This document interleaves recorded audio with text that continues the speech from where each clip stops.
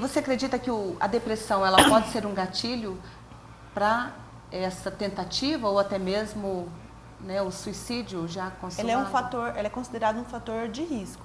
Os transtornos do humor, como a depressão, o transtorno bipolar, ele é um fator de risco. É como se aumentasse as chances, né?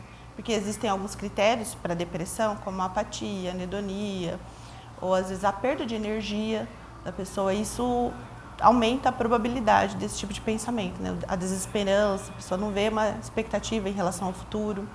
Quer ficar só em casa, não quer se juntar a ninguém. Isso é um sinal relevante, né? Relevante. E com relação aos distúrbios, né, além desse fator que é a depressão, quais são os outros distúrbios relacionados à prática de suicídio? Então, os principais são os transtornos afetivos, né, os transtornos afetivos do humor e o transtorno comportamental borderline, que, né, normalmente o borderline ele não chega a um suicídio, mas ele tem essa automutilação, ele se coloca em situações de risco, né? Que pode ocasionar um suicídio. Tenta se punir, né, de alguma forma, Sim, como uma forma de punição. Normalmente o borderline são pessoas bem mais impulsivas e que elas têm um pico, talvez, de mais energia. Então, elas, por exemplo, elas procuram atividades mais perigosas, situações que elas se colocam mesmo em risco. Então, mas esse é um transtorno de personalidade, não é um transtorno de humor, né? Então, assim, existe uma faixa etária aqui que deve ser observada com mais atenção, Cláudia? Sim.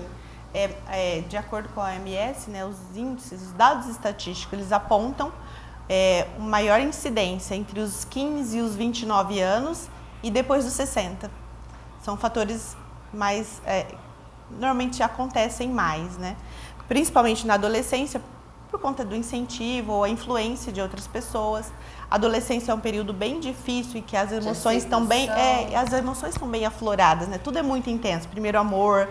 Então, como é tudo muito intenso, também as frustrações são muito intensas. Às vezes, um término de relacionamento já seria um gatilho para um suicídio, né? E na terceira idade, né, é a desesperança, é a falta de esperança em relação ao futuro.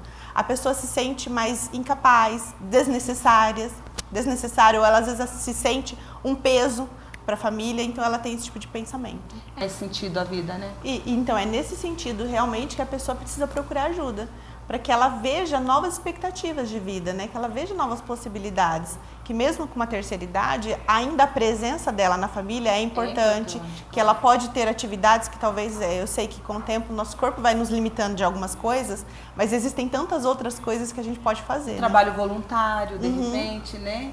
Isso é muito importante, é gratificante, a sociedade ganha com isso, né? Sim. Todos ganham e a pessoa também vai se sentir bem, né?